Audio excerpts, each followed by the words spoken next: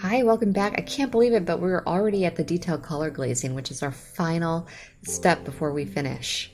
And again, I have added my gloss glazing liquid directly to my pure pigments.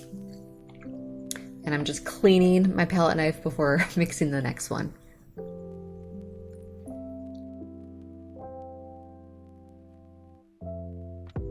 You're probably thinking, like, how do you know where to start with your colors? Like, how did I know to mix green first, mix a red or whatever? To be completely honest with you, I don't have a specific rhyme or reason, but I can tell you that by looking at my reference photo and then looking at my portrait, you start to realize places that are not looking the way you want them to. And that's when, like, in that specific area, you figure out what is it missing. Does it need to be lighter? Does it need to be darker? Is it too light? Is it too dark? Is there an undertone that I'm missing here? And what color is that undertone? And you're probably thinking, what is the deal with that green paint? Here is a little bit of a cool secret for you, is that green is the opposite of red on the color wheel.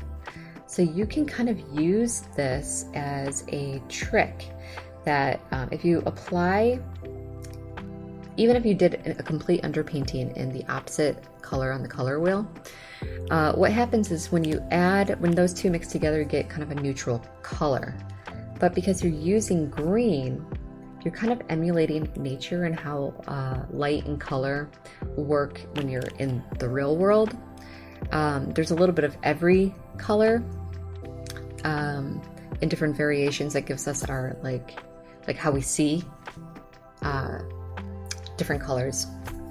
I'm derailing, but basically what I'm trying to say is that by adding a little bit of green into areas that you want to neutralize, or you want to make it neutral but give it a little bit of a zing, you can use the color that is opposite on the color wheel and do that. But I will also let you know that you'll probably still have to do one more layer over that, just to kind of not let it overpower the entire thing. And like, for instance, can you see where I added the green in on his chin area? So by adding it there, I also am kind of giving the illusion that there are blue tones there as well, that there's yellow tones, and the red next to it kind of gives it a really nice pop. But at the moment, it does appear to be a little bit overwhelming. So once you let that green dry, then later on you could go in with kind of a warmer, like our local color, which would be the Cadmium Red Light.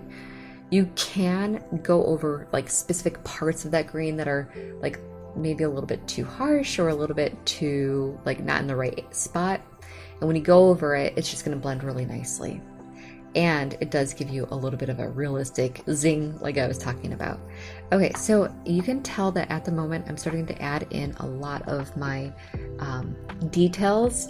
And again, details pull forward and blurriness goes back.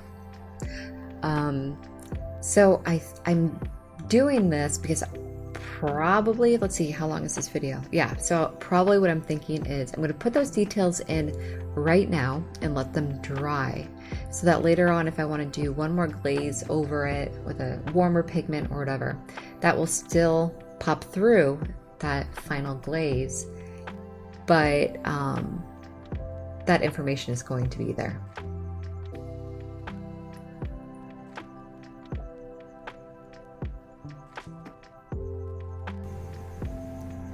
Okay, so now I'm doing what I was kind of talking about.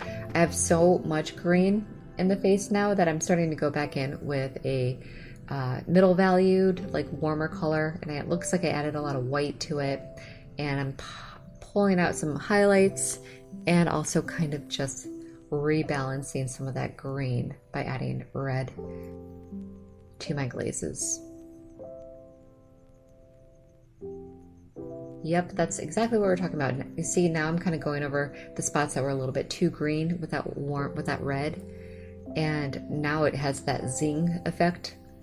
And at the moment, you're probably thinking, maybe too much. Yeah, so here's another thing too to keep in mind is that when you work on your painting, the way it looks while you're painting it is not going to look the way it will when it dries either. So instead of trying to fix something that might be too green, do the work, like know that you can fix it by adding like a little bit of red to warm it up again. And then trust the process, because if you give it a night to dry, when you come back, you're going to get it's going to look more accurate to how it will look in a week. And then you will know what really needs to be fixed without accidentally going a little bit too heavy with your opacity. And what I mean by that is sometimes when you're working, you try to rework a spot because you think it looks wrong. So then you overcompensate by using less glaze and more paint. And essentially what you end up doing is painting over all of the work that you just did. Which means that you're gonna have to kind of figure out a game plan of how to get it back to where it was, or how you can do that. And what ends up happening is it is possible to save it, and it's not that hard to do, but it does take a little bit of experience to know how to get back there. So the best thing to do is if you feel like you messed up, if you went a little bit too heavy with your paint one night, or if you went a little bit too green, you want it to be more warm, step away, give it a night, let it dry, and really see what you're working with before you make any of those final decisions on how to move forward. Okay, this is so cool because now that we're getting to the end, you could finally add in those fun details, like the little whiskers around his mouth, the stubble, the white stubble, and doesn't it really pop? And I'm not adding pure pigment white. This is a highly glazed out white. And I know it doesn't look that way, but this is kind of a perfect example of the power of a transparent glaze. Is even though it is transparent, you're still seeing it. It's popping out like a lot, but you're still able to see all the work that you've done underneath. So think of how like liberating that is to know that information when it comes to like painting hair. Like so many people just think you paint it and you just create a highlight, midtone, shadow, and you try to like add in all these lines. Instead, what you could do is start off with your hair, like thinking about where the hair shadows are on the face. Start off by adding thin hair shadows on the face. And then after that, you add in the underlayer of hair with a thicker brush and kind of spread out your bristles to give it that hair-like effect. After that dries, and later on, you can add in your finer glazed out versions of your hair. And eventually what ends up happening is you get a layered effect similar to how our hair actually is. So the process of layering is really just kind of a cheat, in my opinion. A lot of people think that you have to have so much talent. Well, if you're only doing one layer, oh my gosh, yeah. You probably do have to have a ton of talent to be able to see how things change like that. But if you're like me, I genuinely could not create realism if it wasn't for a layered process. Transparent layers really do save me. And like a lot of people think you have a gift, but really it is a skill. You just need to practice. You just need to like work with it. You need to know how the paint works in certain ways. You need to know how your brushes work in certain ways, how your mediums, like your glazing gloss liquid, how that is going to work or not work. And after a few paintings, you're going to get a pretty good idea of like how to play with everything. And it really should be play. Okay, we're getting to the very end, and I'm using less glaze and more paint, as you can tell. And I don't want to do it everywhere, just the only like the tiniest places that are really popping out.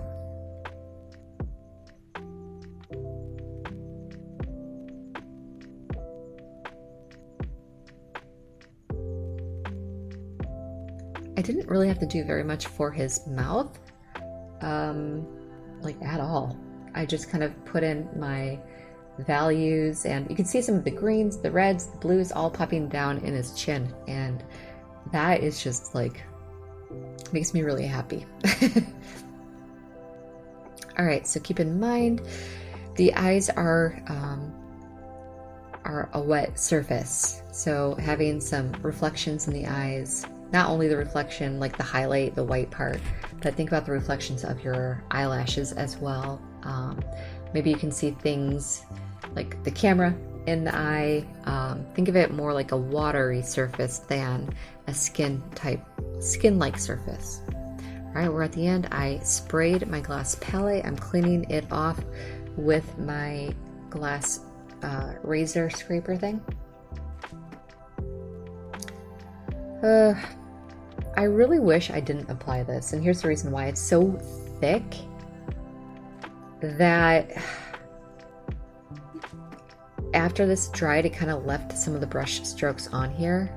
I really do think that this is one of those things, a clear leveling gel, that I don't think I'm going to use it. Like after this class, I don't think I'm going to really use it again.